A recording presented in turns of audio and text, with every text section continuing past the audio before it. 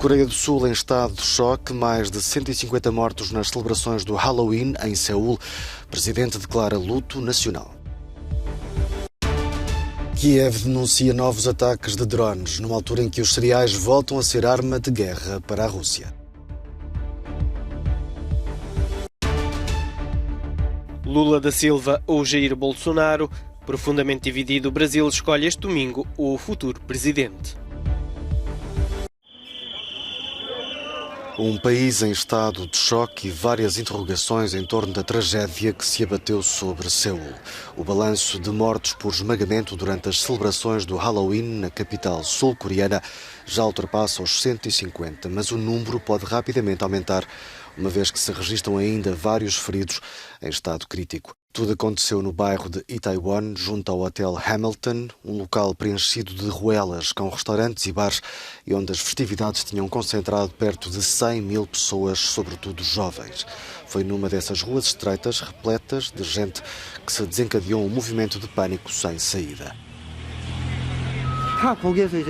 Uma testemunha conta que sentiu que havia demasiada gente na rua a empurrar-se para andar e que achou que ia acabar por haver um acidente.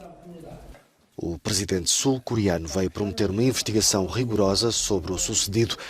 Yoon Suk-yeol declarou o luto nacional e anunciou que a prioridade absoluta do governo agora é dar assistência aos feridos e aos familiares das vítimas. Manifestou igualmente dificuldade em controlar a tristeza, uma vez que, salientou, o seu papel é proteger a vida das pessoas. Segundo as autoridades locais, há ainda cerca de 350 desaparecidos. Entre as vítimas mortais contam-se 2 dezenas de cidadãos estrangeiros provenientes, entre outros, do Irão, China, Rússia e Noruega.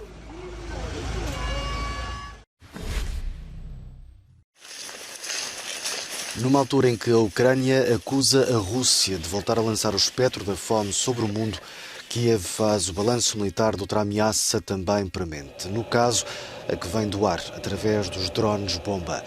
O presidente ucraniano Volodymyr Zelensky veio declarar que na última semana houve mais de 40 ataques com drones de fabrico ucraniano, 6 ataques de helicópteros, mas também que vários aviões russos foram abatidos, o que, realça, significa centenas de vidas ucranianas salvas e dezenas de infraestruturas preservadas.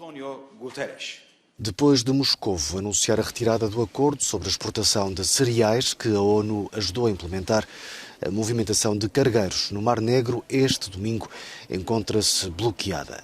O Kremlin justifica-se com um alegado ataque de drones a navios russos, o que Kiev aponta como um falso pretexto.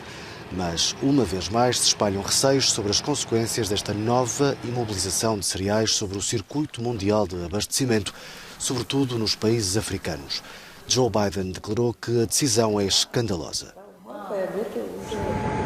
No terreno registram-se combates de artilharia na localidade de Kopsartsi, perto de Kherson, a cidade que os russos estão a evacuar e cuja população, os ucranianos dizem, estar a ser deportada.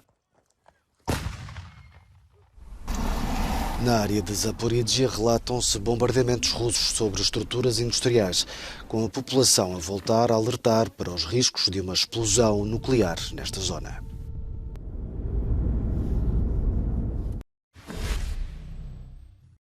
Sobe para 100 o número de mortos confirmados no atentado que abalou no sábado Mogadiscio, a capital da Somália. O número de feridos ultrapassa as 300.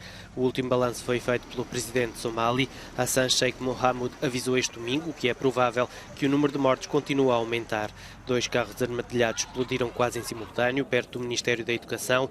Mohamud culpou o grupo Al-Shabaab, um braço da Al-Qaeda no país. Testemunhei a primeira explosão e depois fugi da zona. Fiquei chocado por causa da primeira explosão. A outra abalou a mesma área. Há mortos e feridos, mas não sei o número exato de baixas.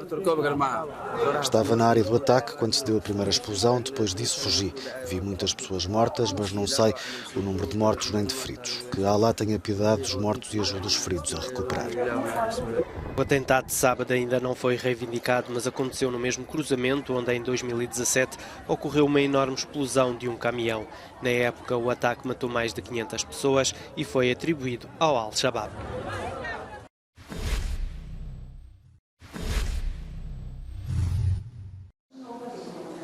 Estão já abertas as urnas no Brasil para a segunda volta das eleições presidenciais entre Luiz Inácio Lula da Silva e Jair Bolsonaro.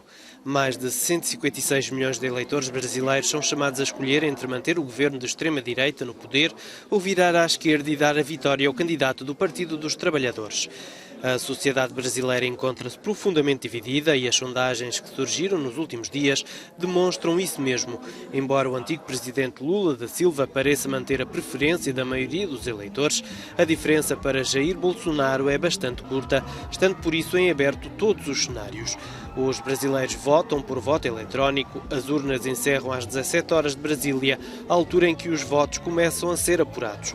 No entanto, cresce na sociedade brasileira e internacional o receio de que Bolsonaro não aceite os resultados, caso seja hoje derrotado. Teme-se que o Brasil seja palco de uma ação semelhante à que se viu no Capitólio dos Estados Unidos da América em janeiro de 2021, quando fanáticos comandados pelo antigo presidente norte-americano Donald Trump tentaram impedir a ratificação da vitória de Joe Biden. Mais de 80 mil brasileiros chamados a votar em Portugal nas presidenciais, 45 mil deles em Lisboa. Bolsonaro e Lula da Silva estão na corrida à presidência do país. As opiniões dividem-se entre os brasileiros que residem em Portugal, mas o importante é o facto de as pessoas estarem a expressar-se através do voto. É muito bom poder ver todo esse engajamento do brasileiro nesse segundo turno. No primeiro turno já teve muito engajamento do povo brasileiro e eu acho que isso só mostra o quanto as pessoas estão realmente dispostas a fazer a democracia valer. Chama democracia, né? Todo mundo querendo o melhor para o país, independente de quem vai votar ou não. É a escolha que o pessoal fez. Então, vamos optar pelo melhor, né? E crer que tudo vai dar certo. Eu acho que agora sim, os brasileiros estavam cansados de tudo que estava acontecendo no Brasil, toda a homofobia, misoginismo, toda a corrupção que o governo do Bolsonaro causou. O pobre perdeu o valor, perdeu o direito de estudar, de casa. No Brasil, as mesas de voto encerram em todo o país às 17 horas de Brasília, 21 horas em Lisboa. Foram instaladas mais de 570 mil urnas eletrónicas em 5.570 cidades.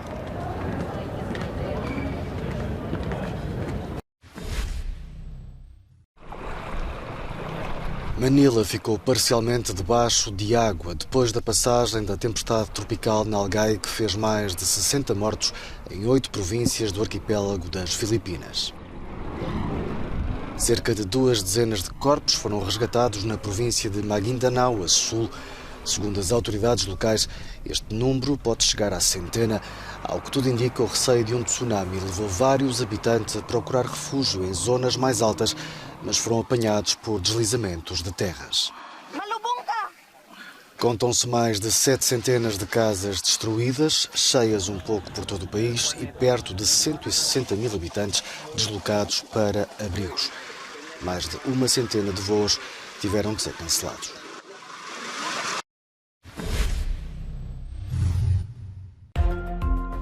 Uma manifestação contra a construção de um imenso reservatório de água em Sainte-Soline, perto de Poitiers, em França, resultou em mais de 60 polícias feridos, assim como 3 dezenas de manifestantes. O protesto foi organizado por associações ambientais que se opõem a sistemas de acumulação de água exclusivamente para o setor agroindustrial.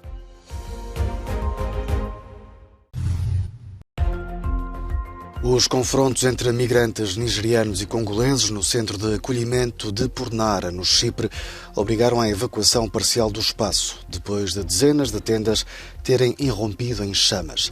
Pornara foi construído para acolher 1000 pessoas, mas abriga neste momento mais do dobro.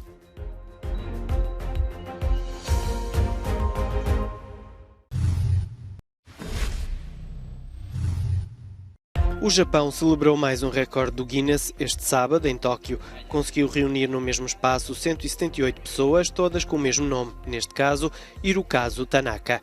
O mais jovem tinha apenas 3 anos e o mais ancião já tinha 8 décadas. O antigo recorde datava de 2005 e pertencia anteriormente a 164 pessoas, chamadas Martha Stewart.